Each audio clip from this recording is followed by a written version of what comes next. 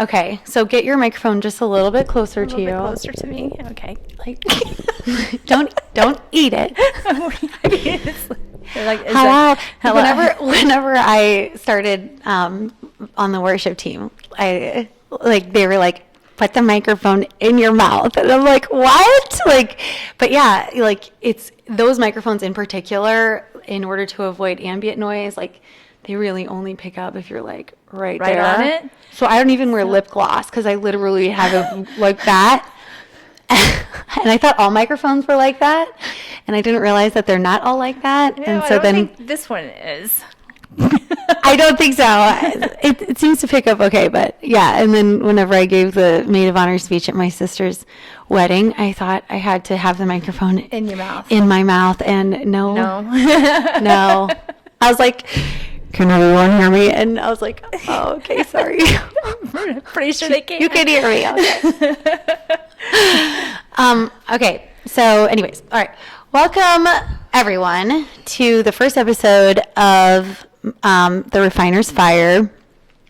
On this channel, I literally received a word from the Lord that he asked me to start this. He gave me the name for it, and he told me that he wants me to start off by having Dawn give her testimony.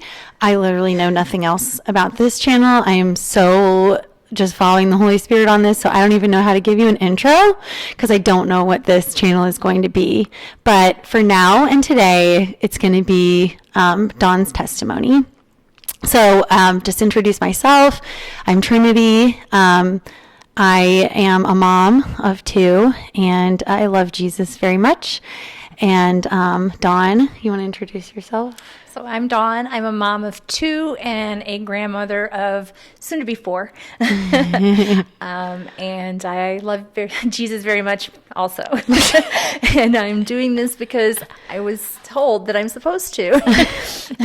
Yeah, this is very Holy Spirit led, and we're just trying to be obedient. So maybe one person will watch us, maybe who knows how many, but we're just going to do it because we're told. So, okay. So can we start by opening up with a prayer? Yeah. Okay. Father God, I thank you for asking us to be a part of your purpose and your plan, and for including us in whatever this is and what you intend it to be. Lord, you're a mystery, and you're giving us one step at a time, and we are just trying to walk out in faith. I pray that you would lead us and this conversation to be exactly what you want it to be, and that you would bless us as we fulfill your purpose in Jesus' name. Amen. Amen. Okay. All right. So, Dawn, you've had kind of a crazy life. I always say, I feel like you could write a book and it would be a national bestseller. Yeah, I mean, I have been told that before, so. Yeah, I mean, I think you're missing out on the boat of that, but I understand it's your life. Well, and so. This is the first time I've been led to, publicly say anything other than just close friends. Yeah. And, so I don't think that that's where I'm supposed to go with that. Yeah. I think this is supposed to be more intimate. I think it's supposed to, if it just touches one, Yeah. then that's what I'm supposed to do. So. Yeah. Yeah. So, so just as I was trying to figure out what it is that the Lord wanted me to do with this, and he asked me to start a YouTube channel, and then he told me to call it The Refiner's Fire. I'm like, okay. I'm like, that's such a cool name, but what is it going to be? It's a very cool name. Yeah. But as then the next step, of course, was that he said to have tell Dawn to give her testimony. Then I thought, okay, that kind of explains The Refiner's Fire. And I don't know if it's always going to be testimonies that I'm supposed to do, but definitely you've been through The Refiner's Fire. Yeah. And just for people who don't know what the refiner's fire is, I can give just like there is about a Bible verse. There's actually a few Bible verses talking about the Lord refining people like a silversmith would refine silver. And I'm paraphrasing, of course, because I don't have the verse right in front of me. But I saw a video recently on social media that was talking about what the silver smithing process looks like. And so a woman, I guess, went and asked a silversmith, well, how do you know if silver is pure or when and what's the process? Because it says that God is refining his people that way. And we don't, what does that mean? And I could be wrong, but I understood that silver is heated and then cooled, I think, multiple times. And during that process, the impurities in the silver are removed. And Dross. yeah, what did you say? It's called the dross. The dross. Okay, so you know more about it than me. Maybe No, you no, should no, be no. telling. But she said that after everything is done, she's like, well, how do you know that the silver is pure? And he said, oh, that's easy. You can see your image in it. Oh. Did you not know that? Oh, no. Isn't that cool? I did not know that. So it's like, that's how you know, is like he refines you, he heats you up, like puts you to the fire His image in it. until he can see his image in you. Oh my gosh. Well, I mean, and then that means I've got a lot more fire to go through. I think we all, I don't know if we ever reach pure silver ever, but he puts us through it. And I think that really that is where you get to that like place of deep understanding and deep intimate relationship with him is through that fire. And I think like myself of like relationships that I've had where the deepest relationships are not the ones where we've never fought. It's not the one where, you know, all we do is just have fun together and we laugh and it's great. And like those kinds of relationships are beautiful. But the relationships where you've been through something together, or like you've had a disagreement or you've had a really hard time where your relationship has suffered some sort of a challenge, and then you come through on the other side like so much stronger and so much more bonded together. And so I totally understand. I mean, everything that we experience in a human relationship is a mirror or like a type of what we would experience with God. So he's designed the world that way. And so it stands to reason that our relationship with him would strengthen through fire as well. Yeah. So. Yeah. I mean, So you can, sorry, I'm like continuing to talk. So you go ahead and just, you can start wherever you want. all right. Well, I've never, like I said, I've never done this publicly before. You know, bits and pieces of, you know, my story.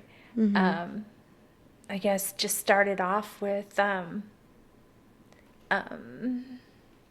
guess my mom and dad, and how the relationship between them started off was one that was not, I mean, I don't think it was particularly ordained by God. You know, my mom was quite young when my dad came into the picture. She was 13, 14 years old, and he was 32 years old. It's just, I've heard it before, but every time I just imagine it and I'm just like. And there's a lot of backstory there that went on with my mom and her family. And, you know, I don't know a whole lot about my dad's background, my dad's family. What was it that like led to their marriage? How did that happen? So my grandfather and my mom and my aunt, their mother was they got a divorce. There was some allegations of, well, not allegations. There was some sexual molestation happening with my oldest aunt and my grandfather.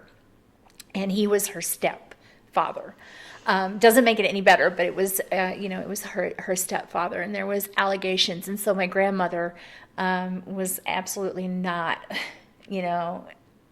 okay with that. And so she filed for divorce, and my grandmother was told that by the courts at that time that she was unfit to have the children. And I'm not sure what the background there was.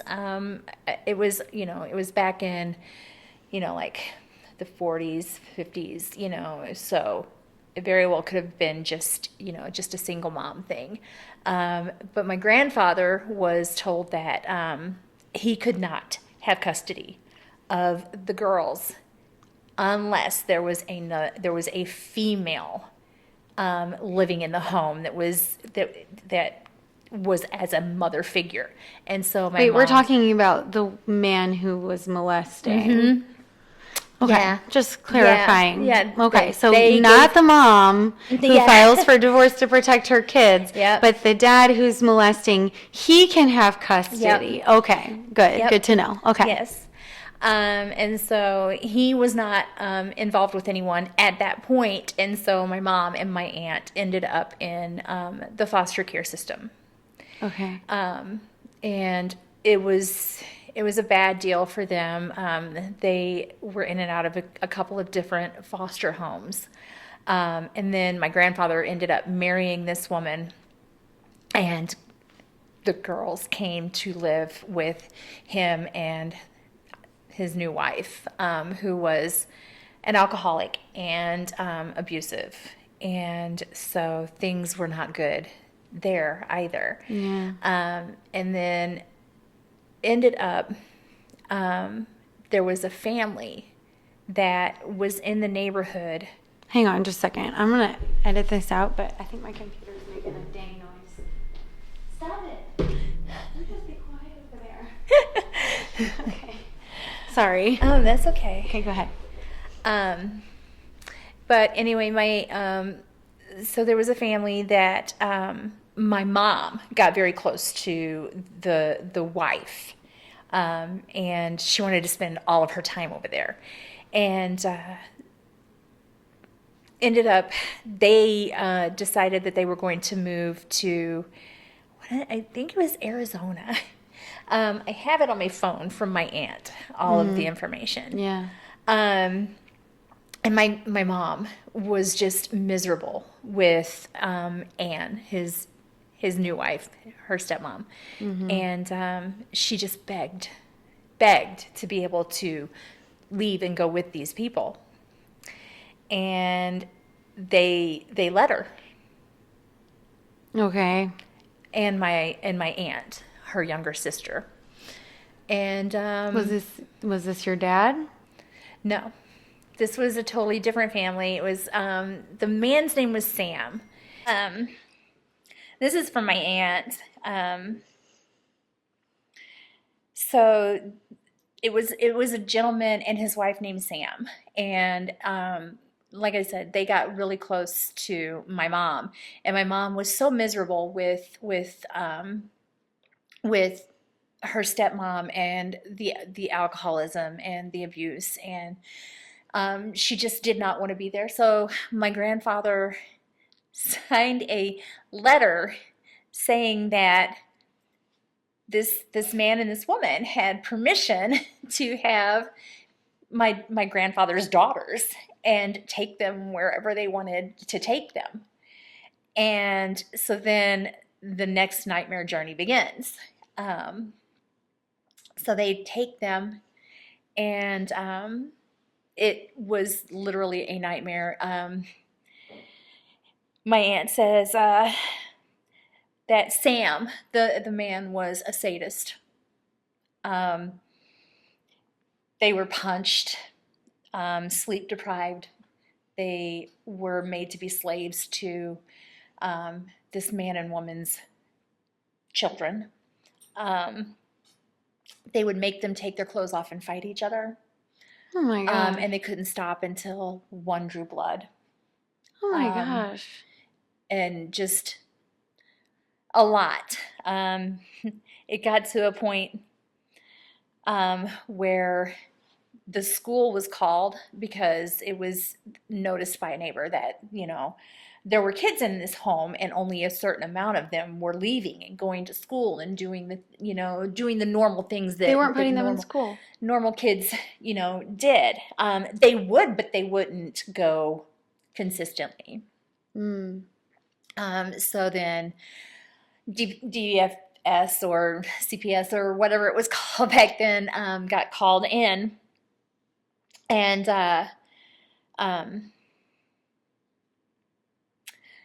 they saw all the bruises, Mhm. and they got this guy got scared and ran with them, and so they ran from one place in Arizona, or I can't remember if she said it was Arizona or New Mexico, but they ran then to Arizona.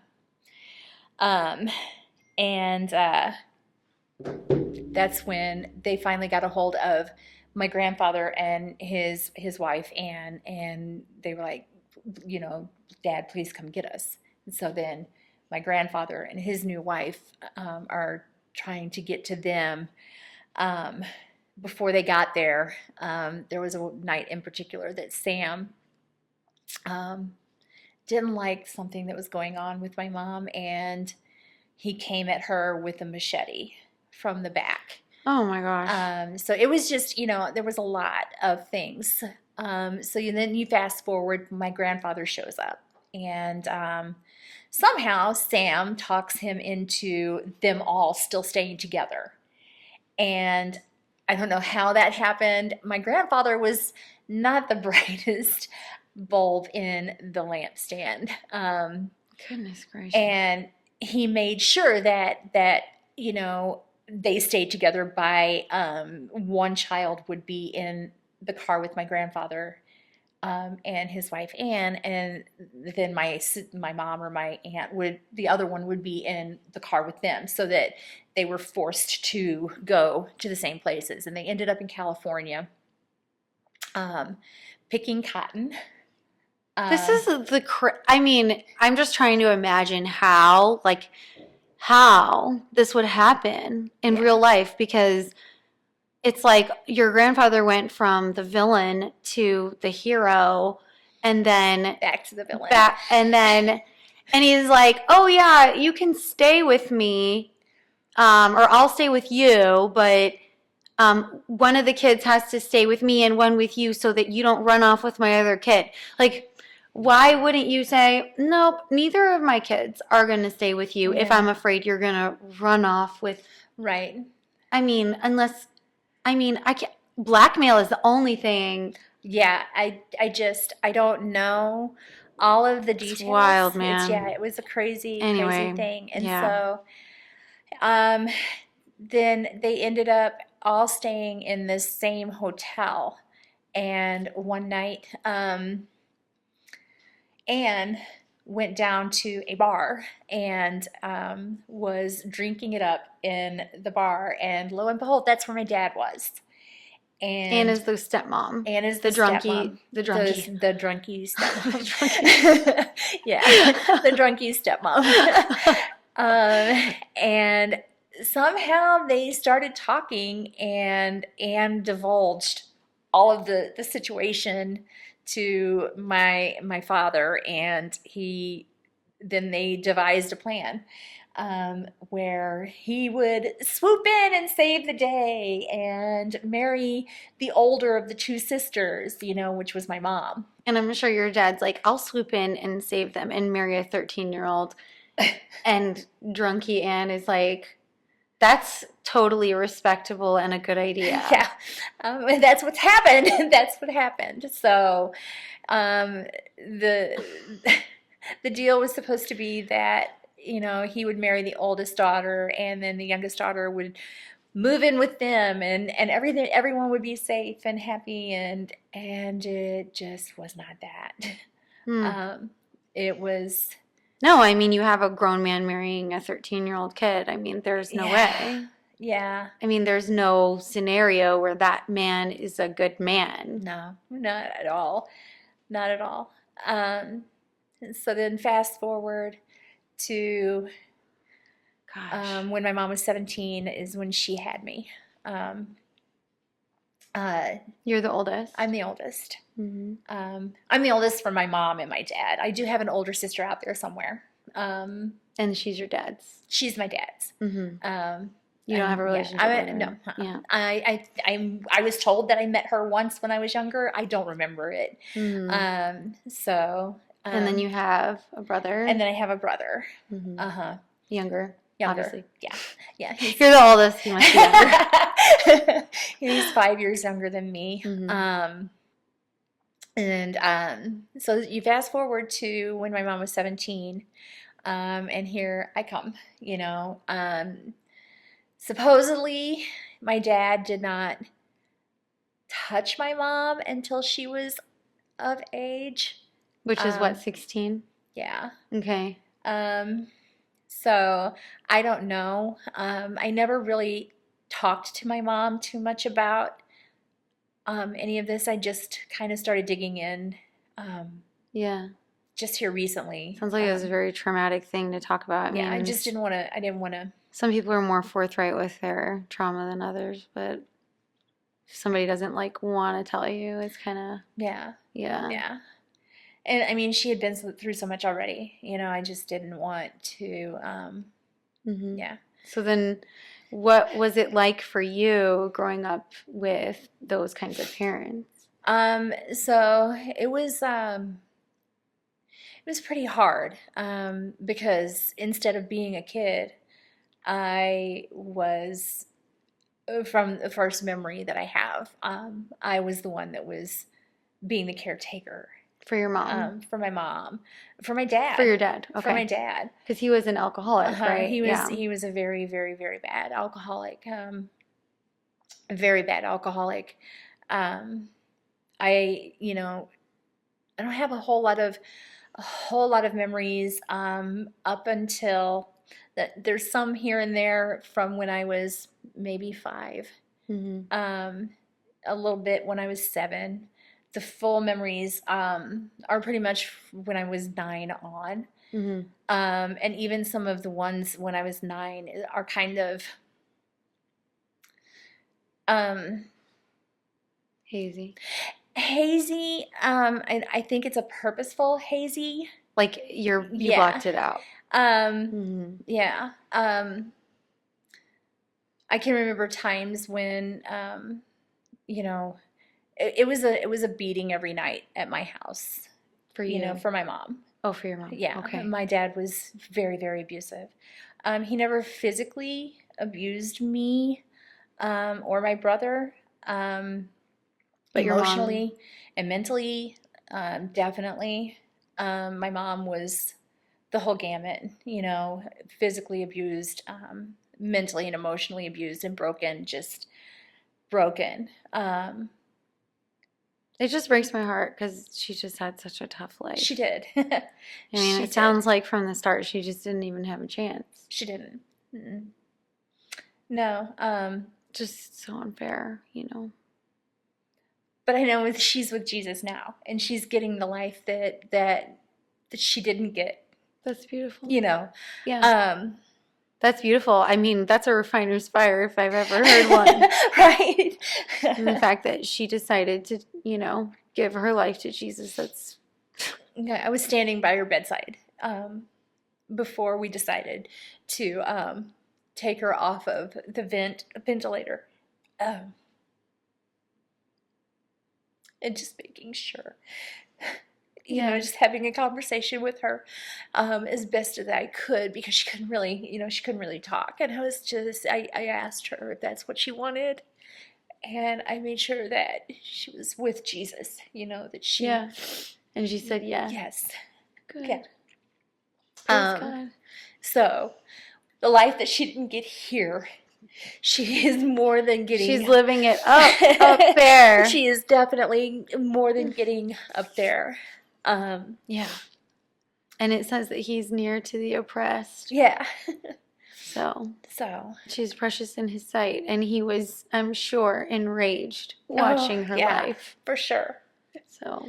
For sure. Sorry. No, I mean, it's like, it's hard to even listen to. I mean, it's your family.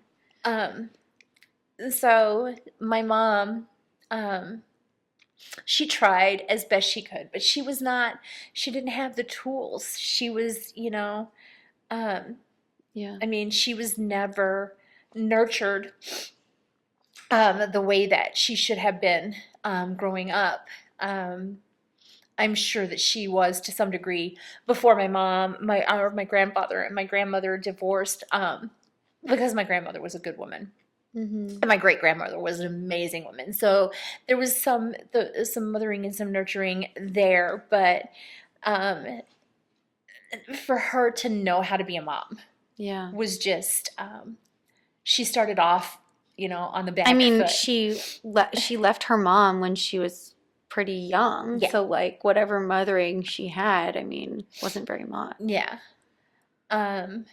So you then didn't yeah. really receive a lot of mothering. No. And then you were kind of in turn, it's funny how kids are, that they will either react to being the same or the opposite. It's like, I mean, you see that so often that it's either one way or the other. You either end up the same as your parents or you just completely do the opposite thing. It sounds like I've done both. Yeah, well, yeah. I mean, and probably it's true that you do a Yeah, little of both. I've done Yeah. I've done both. I was the first time my mom left my dad, I was 7. We lived in Oklahoma City. Growing up, we couldn't stay in one place for too long. We were always hopping around from Oklahoma to Texas to Arkansas to, Missouri, just all over the place because my dad would wear out his welcome because he was an alcoholic, and while he was very good at anything that he put his hand to, you Not can when he was only drunk. you can only stay welcome so long in those kinds of situations. So we were living in Oklahoma City, and my dad had beaten my mom pretty good and told her, if you want to go, but you're not taking the kids with you. And so And what was his reason? Just to hurt her, or was he like, do you feel like he really wanted you? I never felt like he really wanted me. Did he want my brother? Absolutely. Yeah. Which that's something in and of itself to have to like navigate, knowing, like having a parent make it very clear. Yeah. Yeah. My dad did not tell me that he was proud of me or loved me until I was 25. Oh my God. I just feel like, and I know, like fast forwarding a little bit, we talk about your relationship with God and how much of a hard time you have seeing him as a good father because of your example. And like when you hear the word father and you think of the father you had and, understanding that. I mean, you can talk about that later, but you bring these things up and it's like, there's a happy ending to this story, but, because here you are. Yes. But yeah, I mean. Still struggling, but staying in the fight. Yeah. Staying in the fight. Yeah. Yeah. So, okay. So you had your dad was making it pretty clear to you that, he preferred your brother. Yeah. You had a mom who wasn't really a mom to you. And he told your mom, like, leave because, but you can't take the kids. Yeah. Okay. And so she did. And so we were left alone with my dad. It was a very short window, though. My mom quickly, realized that she just could not. She needed to be there, and she needed to figure out a way to get us out of that situation. So, like I said, memories during that time are somewhat blurry. I was 7 at the time when we lived in Oklahoma City. But she came back. It was just a very short Which amount I of feel like time. it sounds like she went into survival mode, but then she Yeah. like snapped out of it. Yeah. Yeah. It was not even a week, I don't think, and she was back. But she was back with a plan, and so It sounds like your mom loved you a lot if she went back. yeah. So she came back, and I would say it was within a couple of weeks we left in the middle of the night during one of his drunken, pass out binges. We left in the middle of the night, and we ended up in Missouri, here in Missouri, at my aunt and uncle's house. And of course, Dad follows, He found out where you were. Oh, yeah. There was, he knew immediately where she was. Do you think that for him at that moment, it was about wanting to be with his family, or you think it was more about Oh, no, control? it was a control. It was a control Yeah. thing. You are not going to leave me. And you're definitely not going to take my children. Yeah. So he comes to Missouri. And somehow he convinces my mom to give him another chance. And so she did. And it was okay for just a little bit. It was the most okay I had ever had it be with my mom and my dad together. Because up until that point, there were times I remember taking care of my dad while he was in the DTs, when he was detoxing from alcohol, with a skillet of grease catching on fire in the kitchen, and he's laying in the living room, having seizures and hallucinations because he's just, just many, Wow. many memories of stuff like that. But things were okay for a little while until they weren't. Yeah. And Was there, like, at this point in your life, did you have any understanding of who God was? no, absolutely Okay. not. No. Okay. Like, you just had no idea. No. Never heard of him. No. Anything. Okay.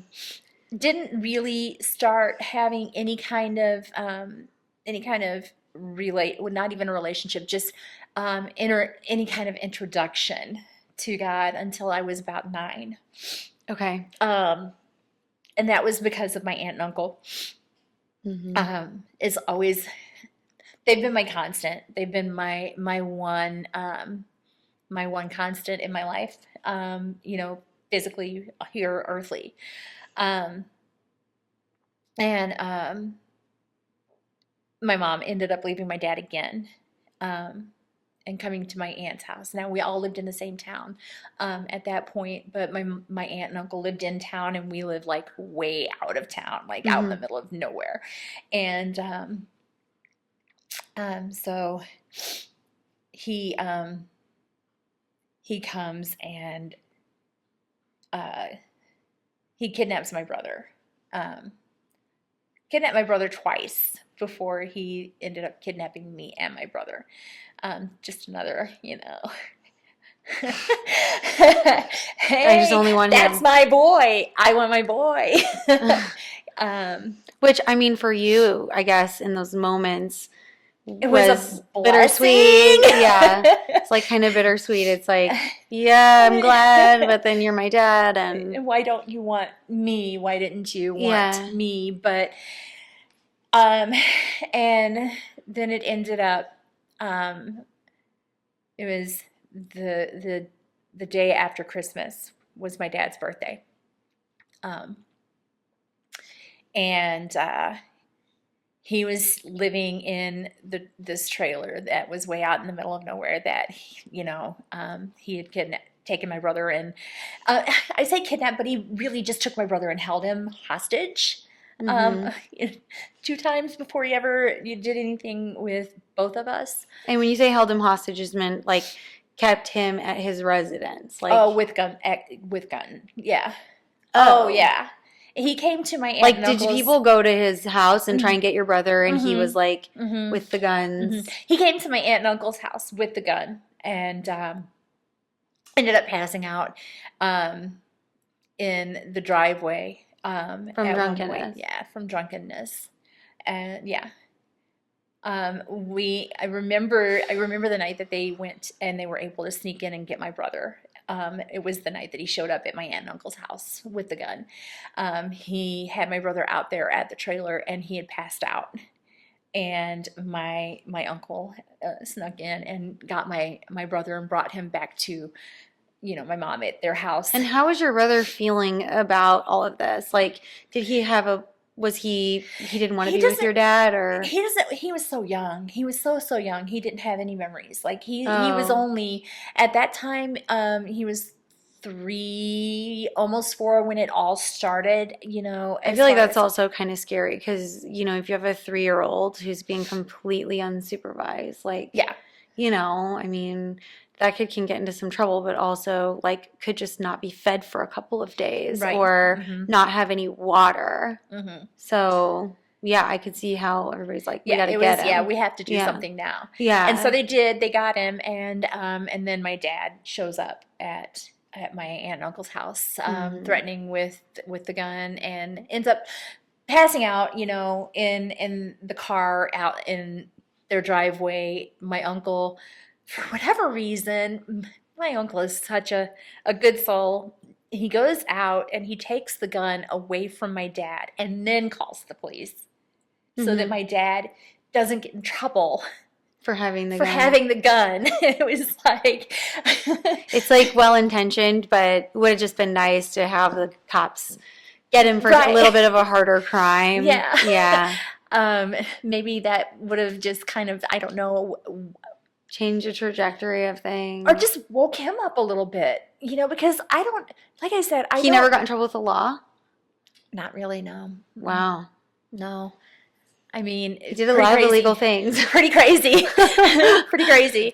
So then my dad came up with another plan, and so my dad was, like I said, he was a jack of all trades. He was really good at everything that he put his hand to. He was a painter, an exterior painter.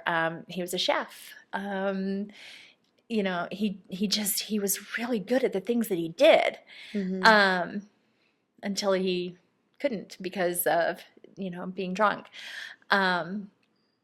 He had gotten a job as the lead chef at a restaurant in the town that my aunt and uncle and my mom lived in at the time.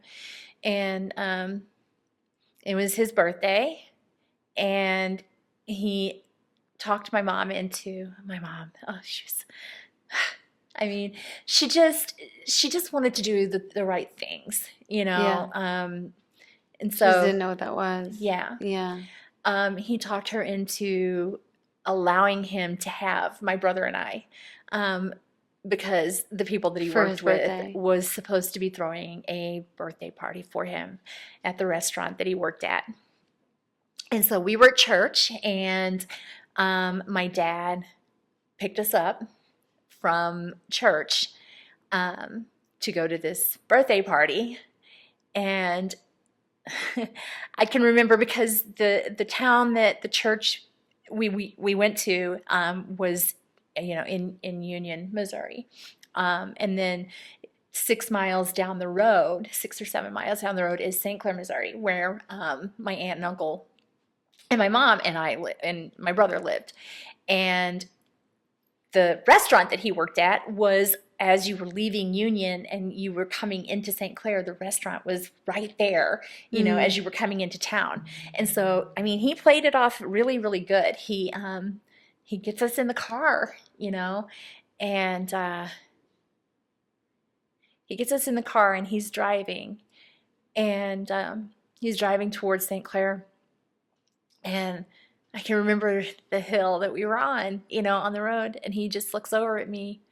And my brother, because back then, you didn't strap your kids into the car seats, Yeah. And so my dad, Seatbelts. my dad has a truck, and my brother is standing in the seat in the middle, and I'm sitting on the passenger side, and my dad is driving, and he looks over at me, and he says, so your mom had a dream one time that I took you kids away from her and she never saw you again. And he was like, looks like that dream's coming true right now. And What did you feel in that moment? I felt I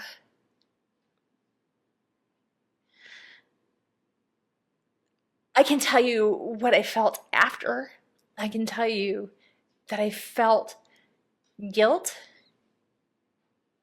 and Guilt. shame and anger at myself, because I remember my dad wasn't driving really fast. And afterwards, I thought, I could have just opened the door. I could have just jumped out of the car. I could have just rolled, Do you still feel that way? Sometimes,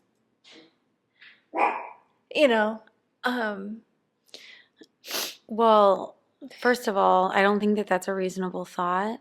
I mean, that's my opinion. You can take it or leave it. I don't think it's reasonable that you should feel shame for not jumping out of a moving car. So, any condemnation that you're feeling over that, I rebuke it now in Jesus' name. I stand with you. Or I sit with you. I'm just there with you, sister.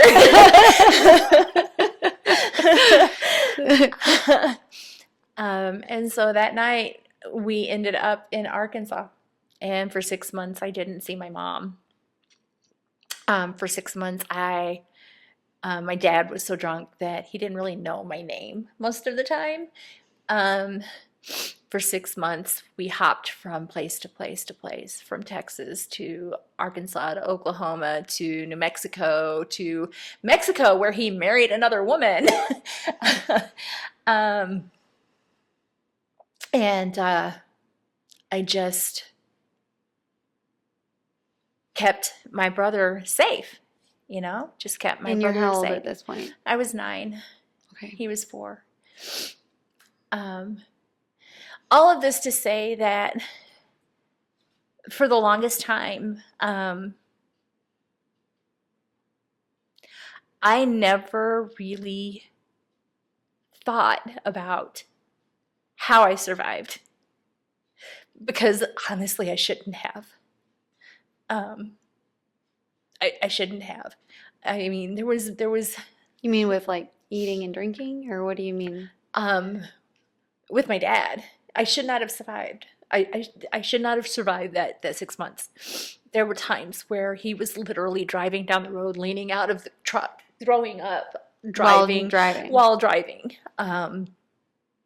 He would. The hand of God over you. And that's the whole thing. Yeah. I never gave the credit or the glory or the praise to where it was supposed to be. Yeah. It wasn't luck of the draw. It wasn't some cosmic, Yeah. wheel of fortune. It was the hand of God. I actually saw this post on Instagram or something recently where it was talking basically about like a mom was talking about how her little kid, like toddler, was running straight to hit their head on the corner of a table. And of course, their eye level's below the table, so they didn't see the table. Right. And they were about to go square into it, and the mom put her hand and covered the corner. And kid ran into her hand, didn't get hurt and moved right along. Yep. Had no idea what he was protected from or what could have happened, what his mom did for him. Had no idea that he just dodged like pain and injury and it's like, all the possibilities. like I'm fine and life is moving right along and I have no idea that somebody's like got me in this bubble, you know? Right. And I feel like that's a really common thing. Like there's so many times where, I mean, we've all. Yeah, he's kept me through the bubble. I mean, he really has. Yeah. I mean, because of, not that I'm okay with excuses, but when you're growing up in situations like that, when you grow up in that manner and you see all of the things that I've seen, and you've experienced a lot of the things that most people don't have a clue. Then once again, it's like you said, that those kinds of things can make you go in one extreme or the other, one direction or the other. And as I said, I went. You did a little both? I did a little of both. Why not? I've always been a go big or go home kind of person. So I have, I went down the alcohol avenue. Is that what you started off like? Was that your first unhealthy? It was, yeah. I started that when I was 7. My first encounter with alcohol was when I was 7. My first encounter with smoking cigarettes was when I was 7. Did your dad give them to you, or did you take them? No, I stole them. I stole them from my dad. He did catch me one time, and I did get in trouble. I do remember that one. That was still in Oklahoma City. He ended up making me smoke the whole pack? Smoke a whole lot of cigarettes, and it was not fun.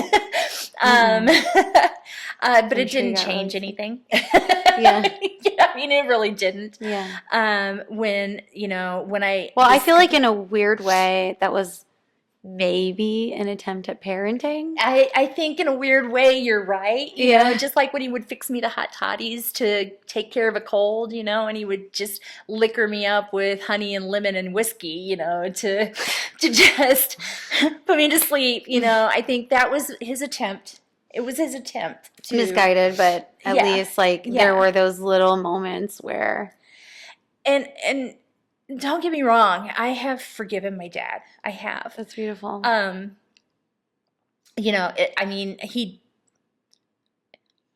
think he kind of knew I had.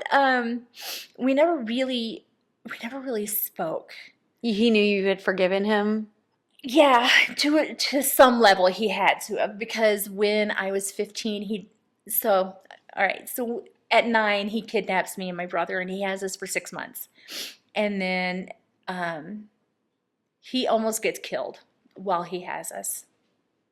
By a drunken fight or something? Yeah, by another family member on a cocaine rage bender. And he just beat my dad so badly.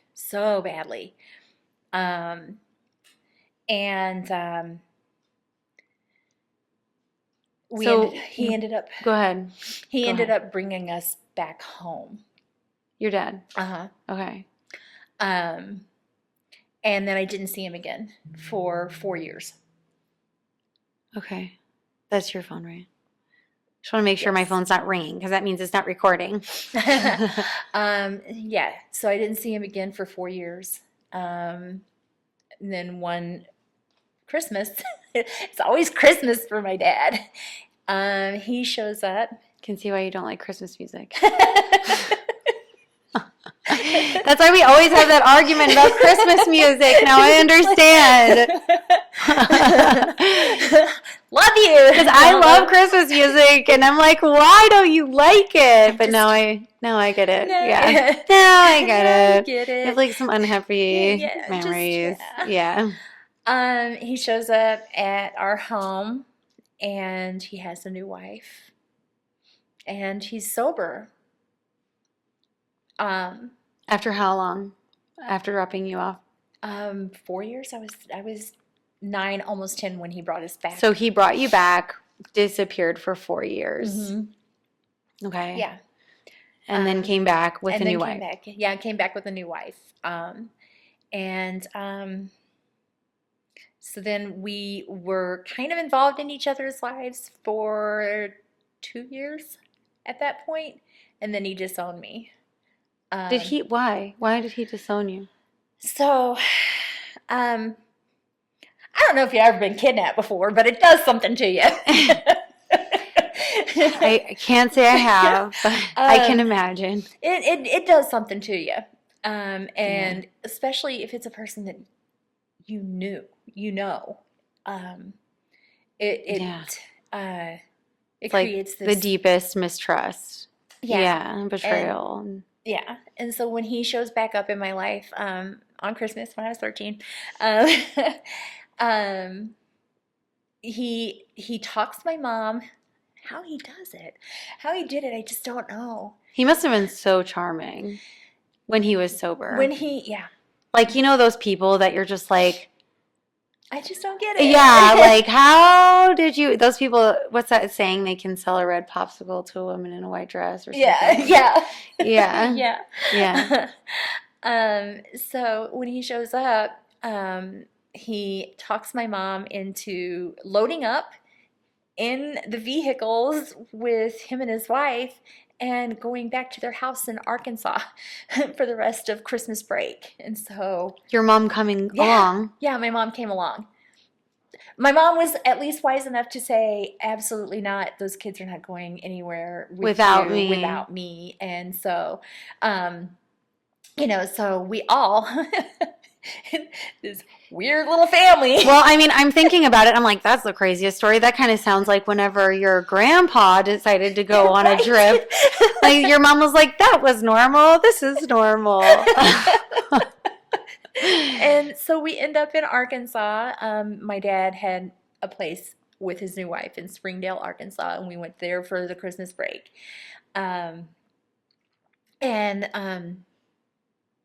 After Christmas break, we come back home, and there's interaction, between him and my mom. They're staying in contact, and there's contact with him and me and my brother, and so then summertime rolls around, and he talks my mom into allowing us to stay with him for a couple of weeks. It wasn't for the whole summer. And so we go for a couple of weeks. And then the following year, we go for a couple of weeks again.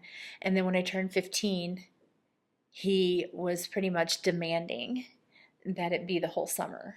And you were like, this feels like it's getting to boundary pushing. This rears up in me, and I told him no. I was not comfortable with that.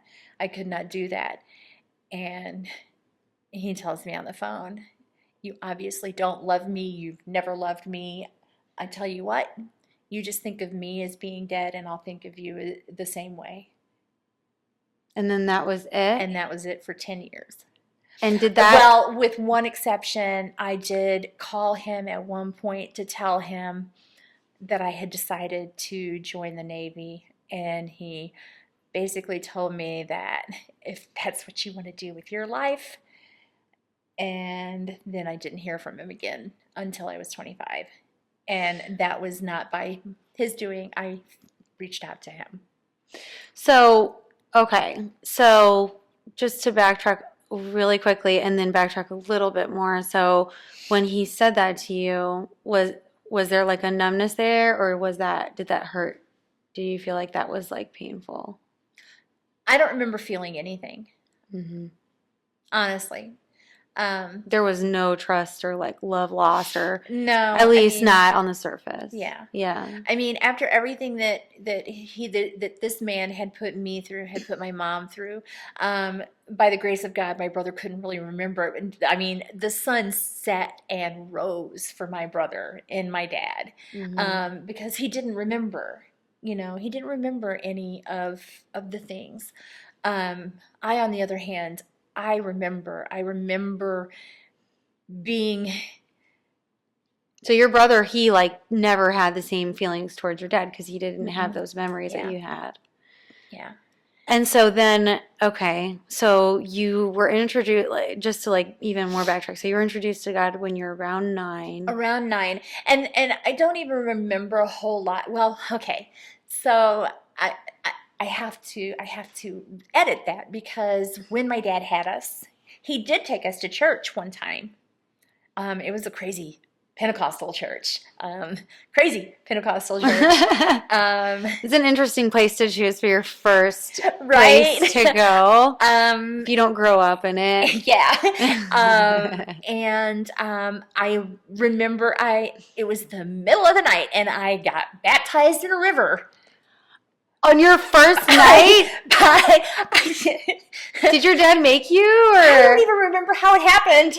how old were you? I was 9. It was when he Oh, kidnapped us. I mean, so I don't. okay. I don't remember. Did he get I baptized? don't. No, not that I Okay. remember. Okay. That's another one of those hazy Yeah. things where that moment stands out. But like, Because do you remember that you like were choosing to get baptized, or that you were I don't just remember. okay? All I right. So don't. then, have you been baptized since then? Mhm. Okay. Yeah. All right. So you just were like, that time doesn't count. Let's do this for real. There was a couple of times that I think didn't count. I have been dunked more than once. Okay. Let's just say, um, you know, and so all of this had, led to my own bouts with alcohol, my own bouts with drug abuse, my own bouts with some really. Did you, just to finish the thought, I'm sorry. So did you have faith in God, or you just knew who he was? I just knew there was somebody called that. Okay, got Yeah. it. Like not Yeah. even who he was, that there Yeah. was a God. Yeah. Okay. Okay. So then, all right. So you started to develop a problem with alcohol, and that Mhm. was when you were 15, 16, Oh, or yeah. I 17? was probably 14, 15. 14, 15. Yeah. Okay. Yeah. And was so partying it up. that was partying. Yeah. And at some point, did it become addiction? Pretty hardcore. I mean, I was pretty hardcore. Yeah, I could drink. I could drink a lot. But honestly, alcohol was never, I could drink a lot, but it was not ever anything that had a grip on me. Yeah. Um, It was just my fun pastime. my addiction was more drugs, Mhm. and meth in particular.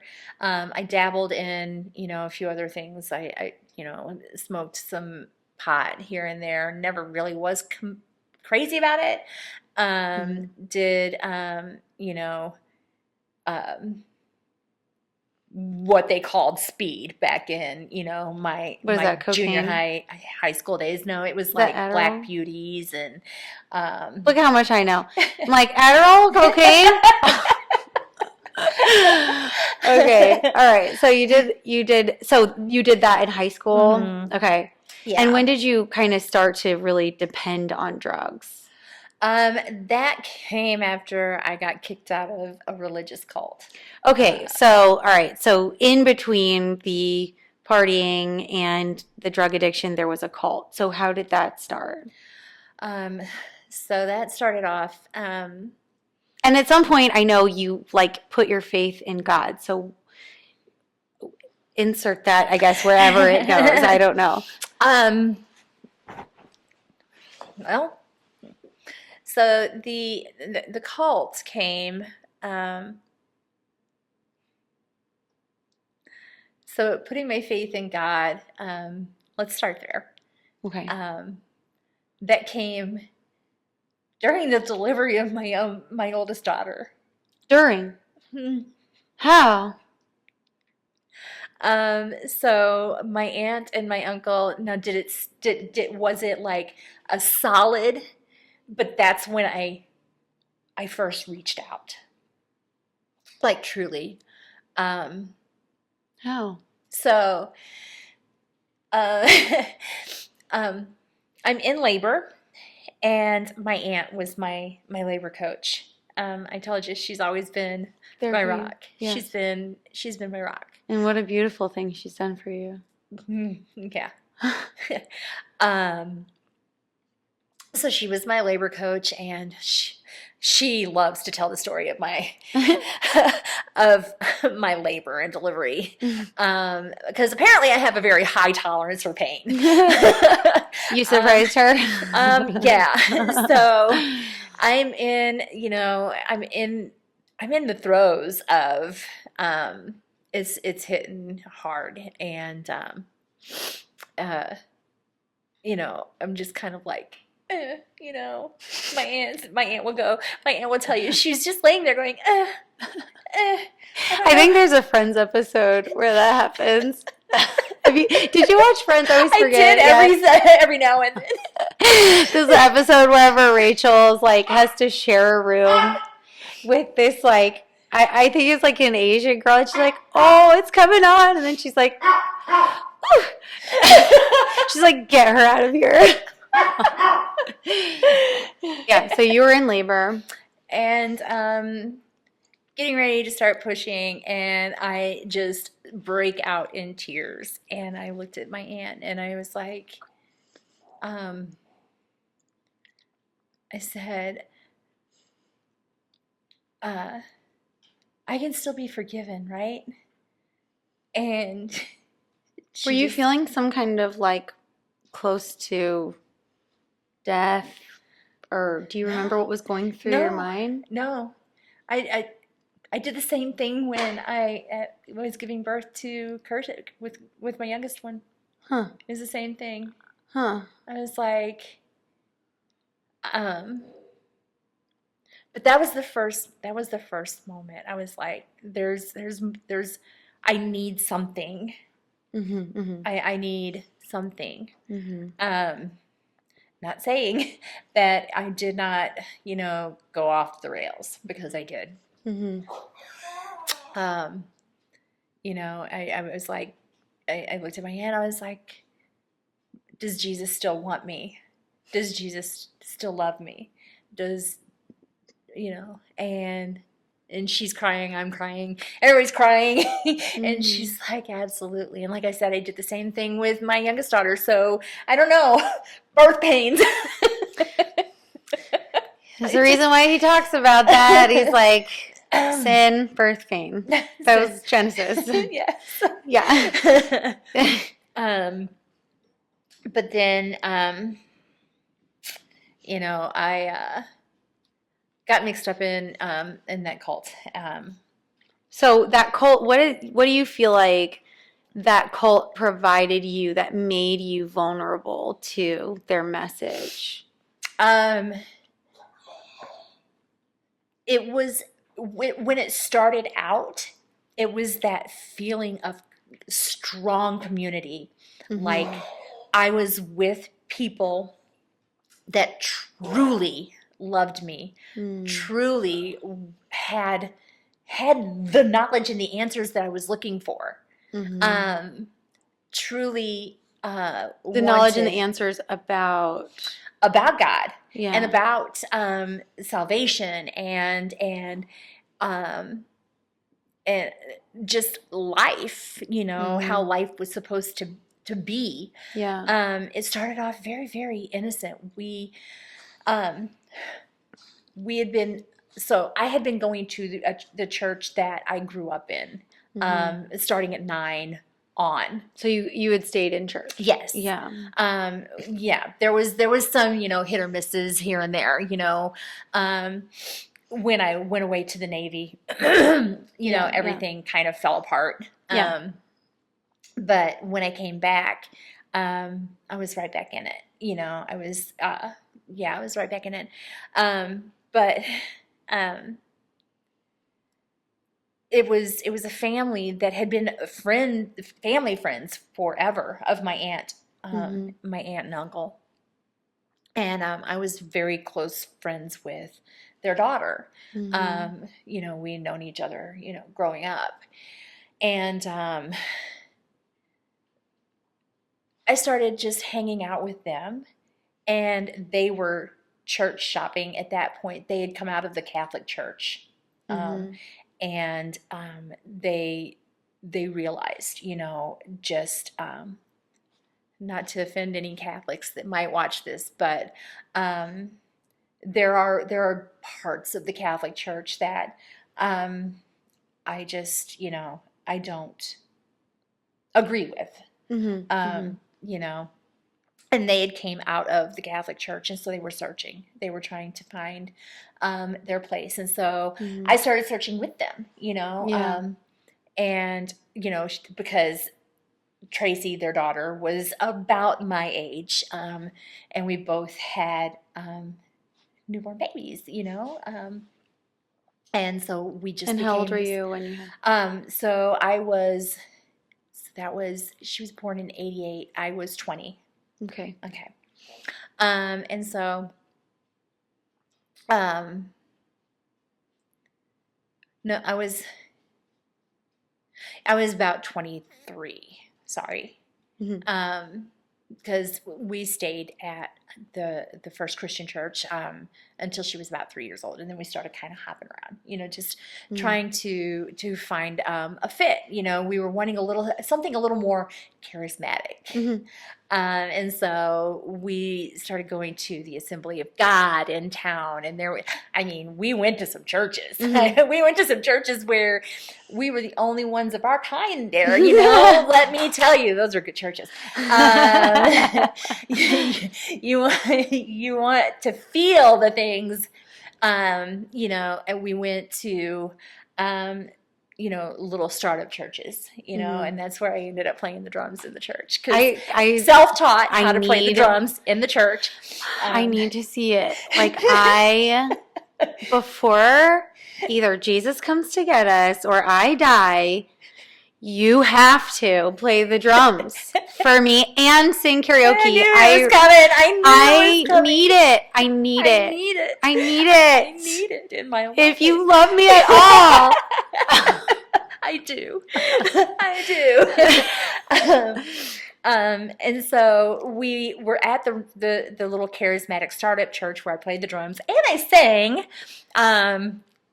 I know, it's karaoke. I mean, and then there was some falling out, not between me and anyone there, but between my friend's mom and dad. And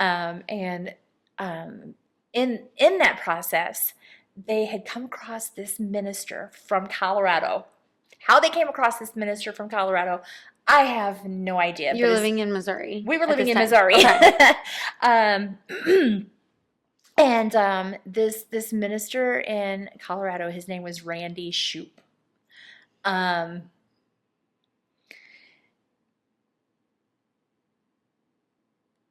He had these teachings, and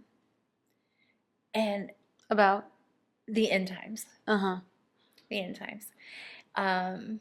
And we started, kind of digging into those. And they were really good teachings. I mean, they really, really were. But he was a date setter. Like a hardcore date setter. And for people who don't know what date setting is, can you explain date setting? So date setting is putting a rigid time, day, year on the return of Christ. And I mean, he was hardcore on that. So he, despite what Jesus had said about the day and the hour, he was like, no, I know the day and the hour. Yeah.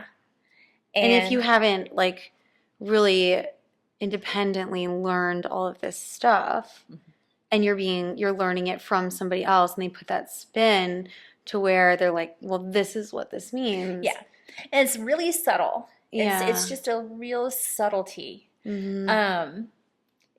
So but the teachings themselves were really, really like in depth. Like I still to this day have a lot of knowledge. Yeah. You always impress me with that when we talk about that stuff. But it's head knowledge.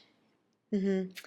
And for me, that's where my push-pull comes from, because I have a lot of head knowledge. I need it to translate and transfer to the heart. Yeah. And that's where I have my hard times, because But I mean, well, to say though, like, I mean, if you just look at your story from like a bird's eye view, I mean, you were basically forced to learn to sever your head-heart connection. yeah.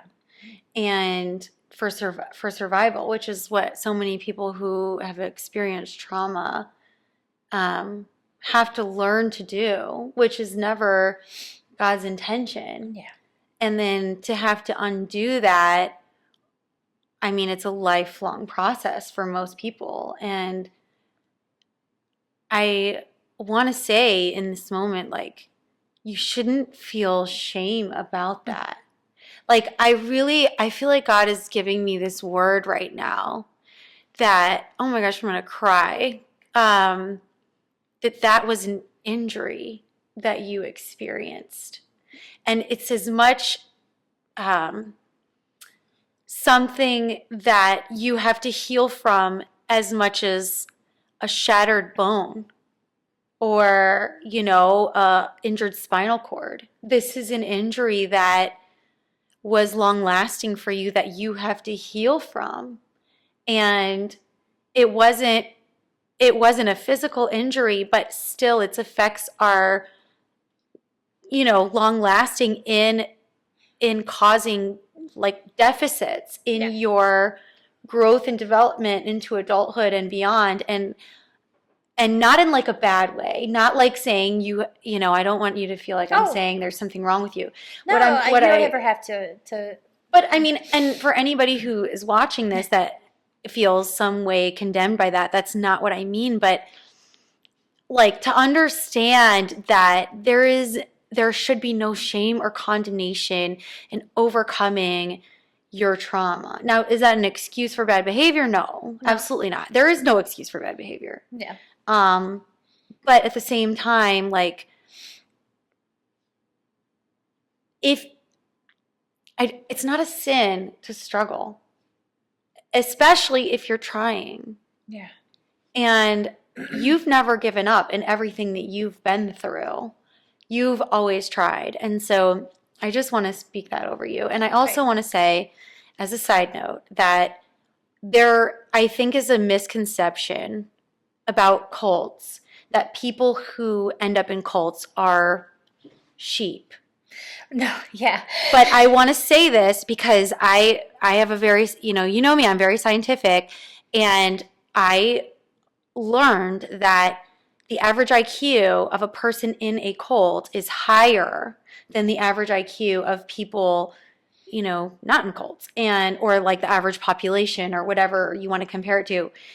And the reason for that is because, and this is what I believe, is that people who are susceptible to getting into a cult, they understand that there is something deeper out there. Yeah. And while they may not know what it is, they have the spidey sense, or whatever you want to call it, that there's more, and they want to know what that is. And so while they may be susceptible to lies,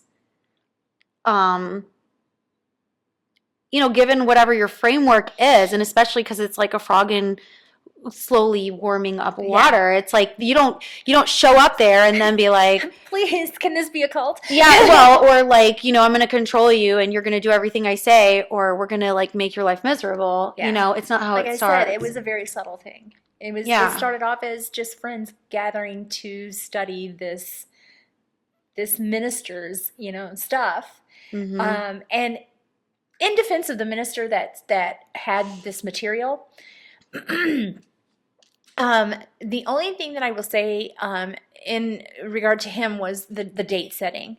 Everything else, um, Was he not like actually a part of your group? You guys he just were was just not, but studying he his did teaching? come out. He came out once that I recall, Mm-hmm. and visited us. But it was the things that my group here in Missouri added to Mm-hmm. it. Did they call themselves anything? Was there like a name? Not No, really, no. but it was a cult. It was, yeah. Yeah, I mean, you don't always have to have a name. I know, you don't always have to have a name. It's only the big ones that get a name, I guess.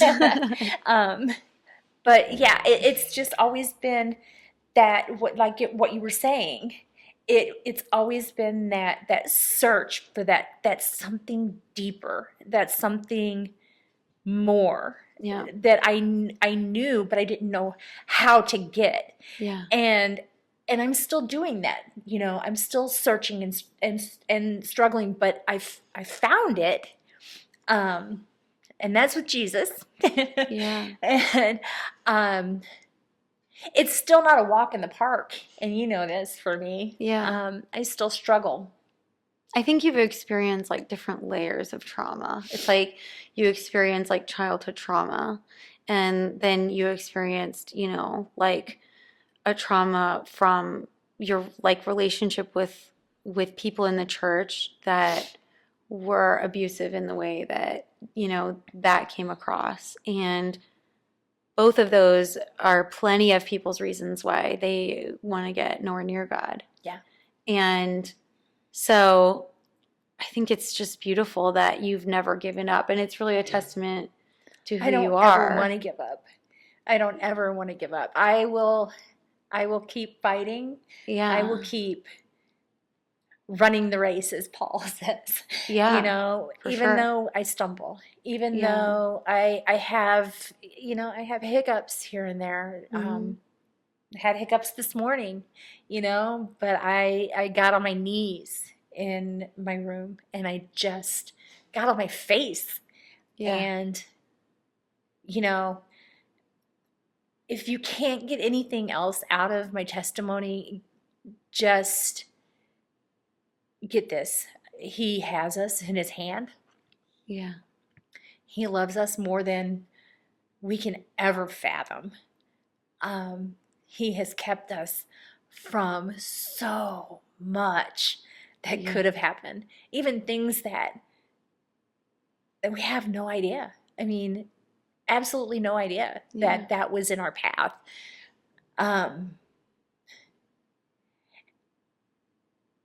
And it's not about feelings.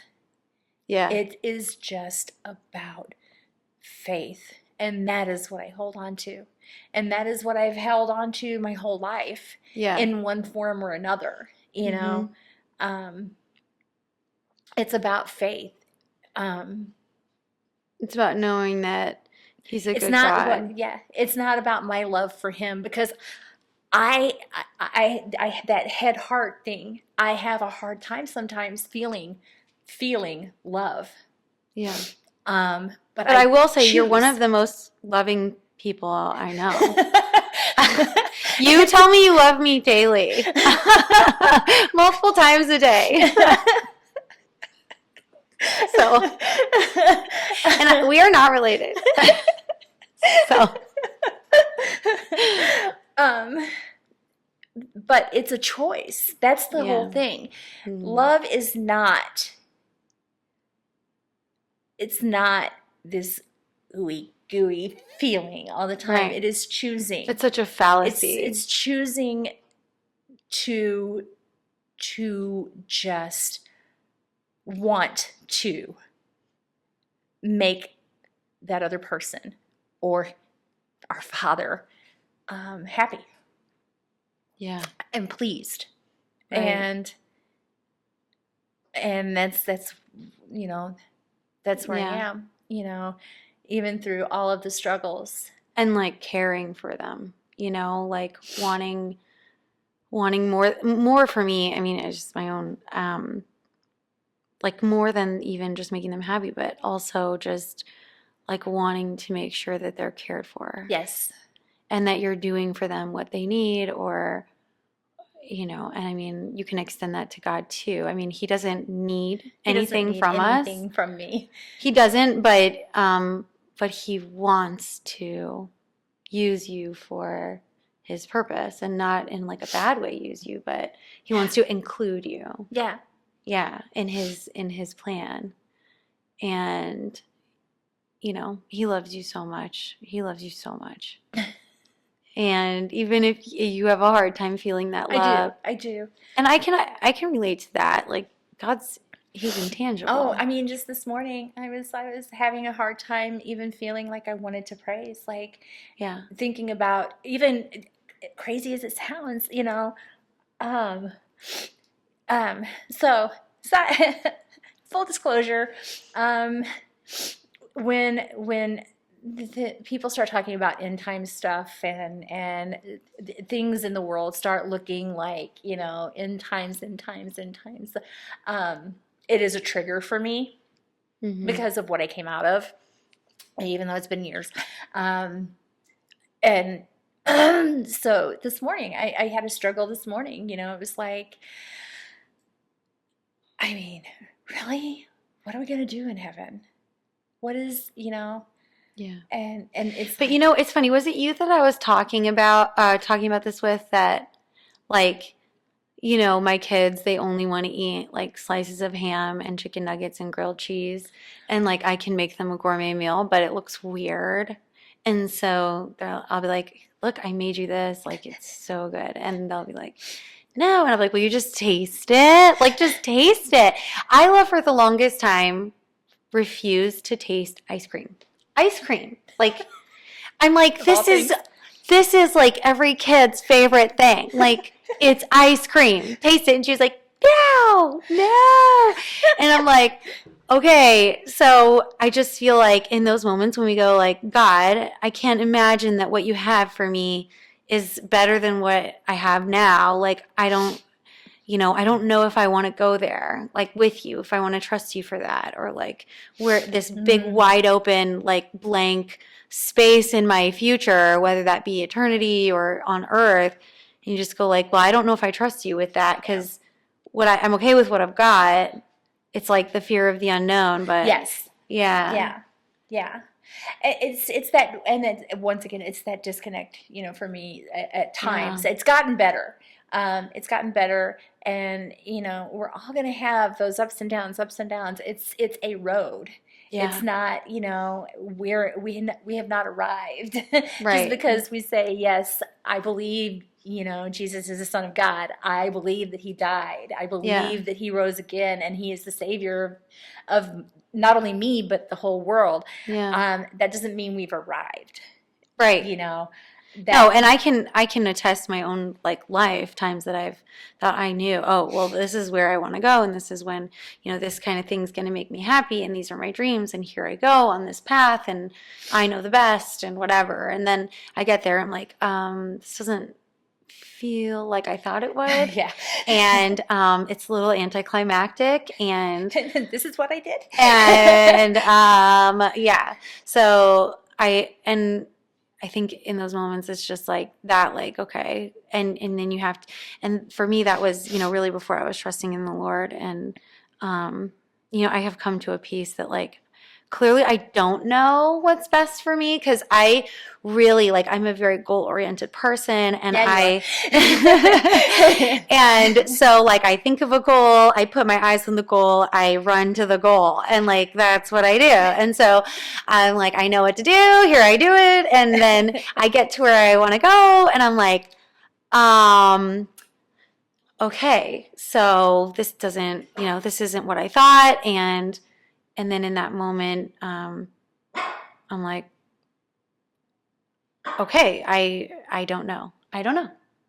And then when you're like, I've achieved my goal, like I set out to achieve a goal, I achieved that goal, I am exactly where I imagined, and this kind of sucks. And like, why does this suck? Why did I do this? Well, this doesn't feel like I thought, you know?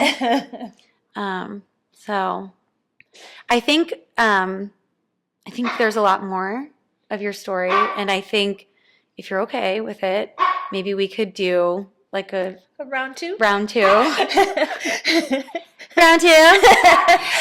Ding. As I do on all the YouTube channels. You can see I'm so YouTubey. So yeah, I think that maybe we pause and we'll come back. My dog is elderly and barking, She's hungry. and she's deaf, so I can't even tell her to be quiet. So let me grab her, and then we can pray, and then we can go out. So Right. all right. Here we go. Hopefully she doesn't bark into the microphone. Oh, Emma. So let's pray. Father God, you are so incredible and amazing, and you have taken us from the miry clay and brought us into something that is recognizable, and we're always growing and learning from you, and we just want to thank you and worship you for all of your hand that's been protecting us over our whole lives and blessing us, and we thank you that you've given us opportunity to tell this story and to reach out to your beloveds and those who you're desiring to know and know you. And so we just thank you for that, and ask that in your precious name that you do what you're going to do with us. If there's anything that anybody has questions about, Lord, I pray that you would answer that for them, and give us the wisdom to answer any questions that we get. In Jesus' name, amen. Amen. Amen. You did so good. You did so good.